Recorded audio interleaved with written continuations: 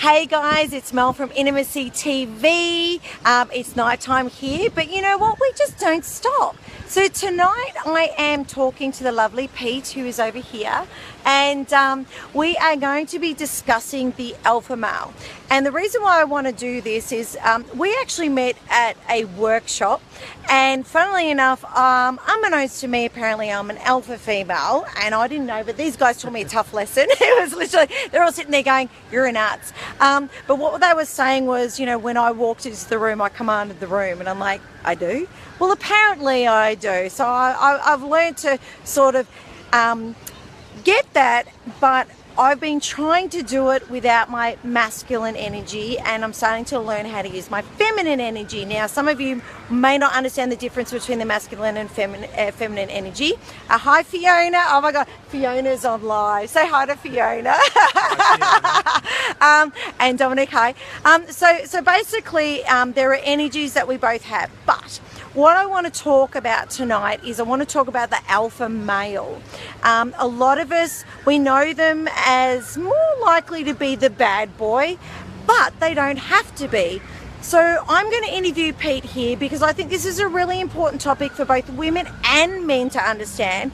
But for men that are classified as the alpha males, we want to talk about even how to get what you want from life, but get it in a better way and actually make your life even more magnificent than what it currently is. So I'm going to turn this camera around and we are going to start this little baby. So hang on a sec. All right, so you can see where we're literally, by the way, there's the beach over there. So I have got Pete with me. Let me come around this side, make sure we've got some lighting. Sorry about the lighting being a bit darker, but anyway.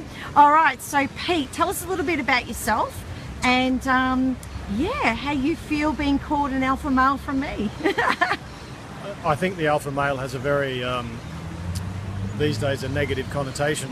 Yeah. And I've probably displayed many different aspects of an alpha male through my life, and it's just really learning about myself a little bit more. Those ideals tend to change. So, you know, my teens and 20s and 30s, it's been,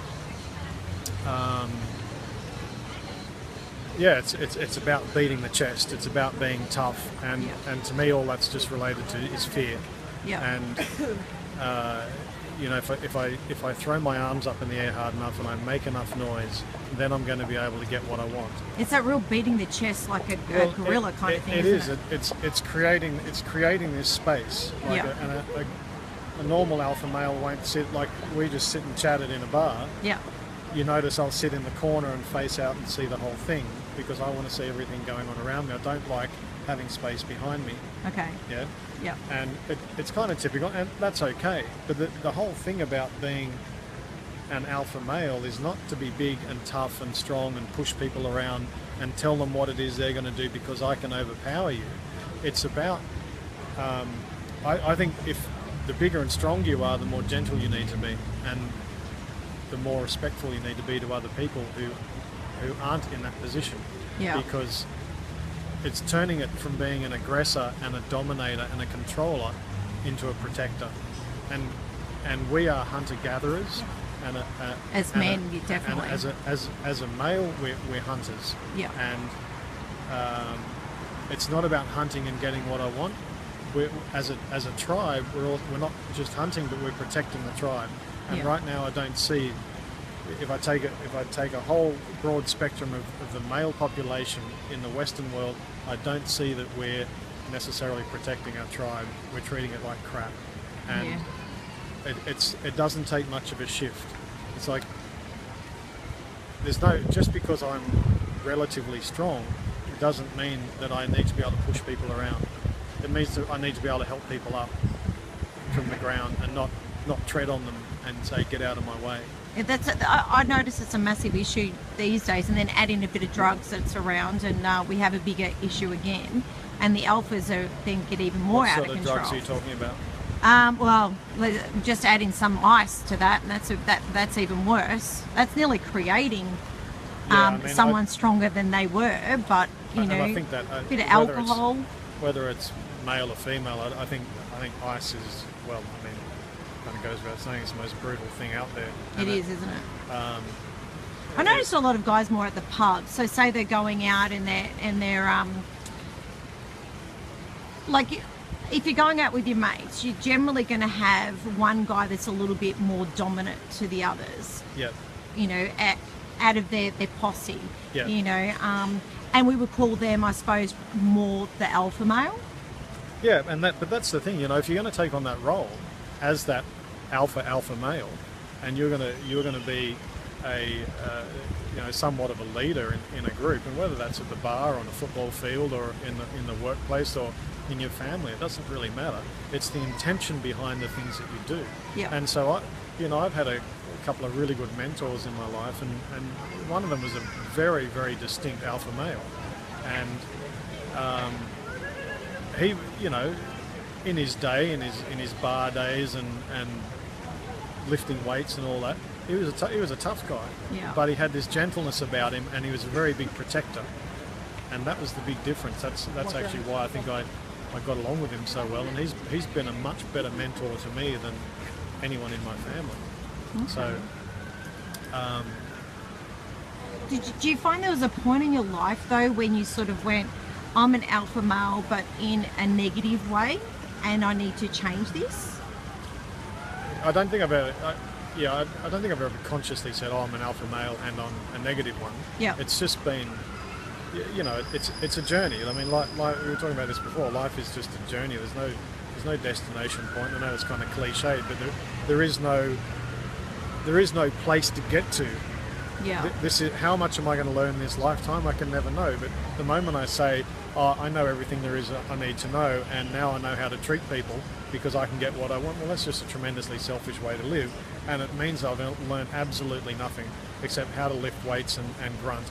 And that really, Yeah, the gym you know, junkies. anybody can do that. It's really easy to be mean. It's really easy to be tough. Yeah. It's much more difficult to be gentle and humble and giving and empathetic, and start looking at people as other human beings as opposed to someone just to push out of the way because I can. To me, it's a ridiculous attitude. It's like having a monster truck on the freeway that just bumps cars out of the way. It's not a way to behave. And I would like to see men stand up a little bit and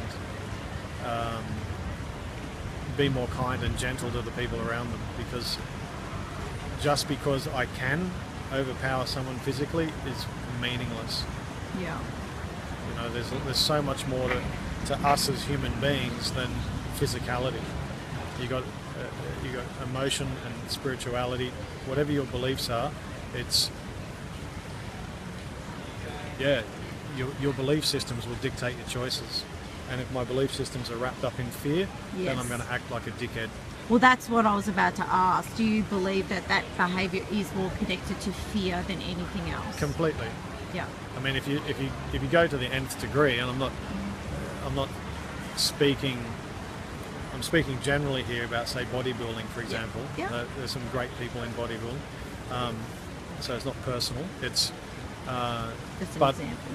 yeah. So a lot of that, to me, a lot of that behaviour of constantly need to build this physical presence and structure around a very fearful heart, and you know, it's a way of protecting.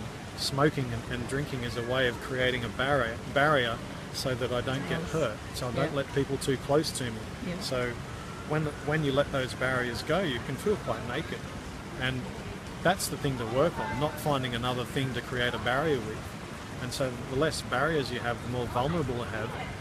The more vulnerability you can display, the stronger you are, in my opinion.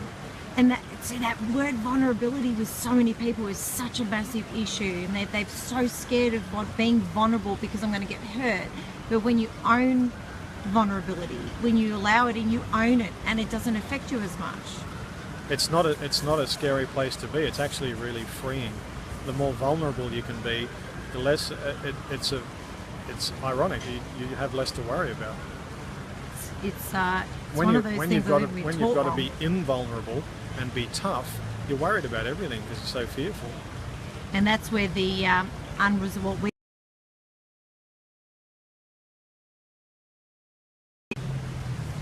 All right. Do you have any last words for men that are questioning whether they are doing the beating on the chest kind of alpha male? They're looking at themselves and saying, all right, I have thrown my weight around before. How do I take a step forward to still be an alpha male, but no longer need to do that, and work on that fear that is connected to that? Would there be something that you would suggest to look at within yourself? Yeah, a mirror. I love the mirror. It's a funny thing, and when you say work on the fear, to me that would have the opposite effect to what you'd want. Okay. You want to work on the thing that it is that is not there so much, and you either have fear or you have love. There's no, it's almost like you don't produce melatonin when you're producing cortisol, and when you're stressed and up here and producing cortisol, you're not going to sleep. You're not going to be able to relax and calm down and regenerate your body. Similarly, when you're full of fear, you can't possibly show love. It makes a lot of sense. So for anybody, I was taught this a long time ago. It's a funny thing to do, but to stand in the mirror and look at yourself in the eyes and say I love you is a very difficult thing to do. Yeah. And for a man to do that, it can often create a lot of emotion, whether they'll admit it or not. You can do it silently. That's the place to start, because the more someone has self-love, the more they're able to then give that off to other people. And you cannot practice conditional love by saying I love you, I hate you, you suck, you're beautiful, based upon your current belief systems, because that won't change anything. Yeah. It's not about finding love from someone else, it's about finding it within yourself.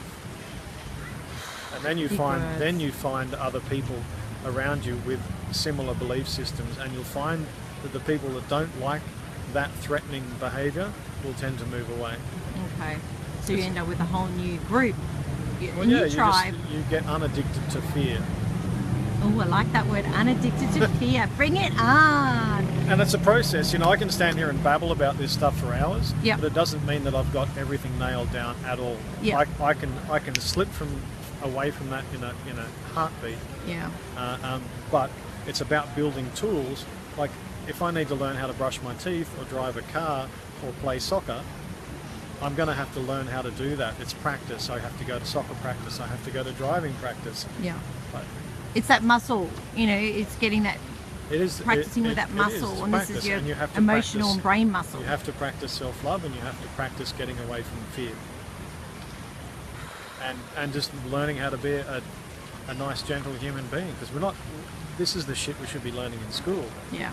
This is the shit we should be learning in school, isn't it? I love mathematics, but times tables versus self-love and appreciation and empathy for other people. Duh. Last longer too. Yeah, just a little. Just a little. All right, give us one sec. All right, I'm just going to turn this camera around. If it'll go my thumbprint. All right. Look, I know personally, guys. Come on in. I know personally, doing the mirror exercise for myself, because I've run on a lot of masculine energy, as you know. I'm wearing flat shoes, have you noticed? I always wear heels, and it was a power play.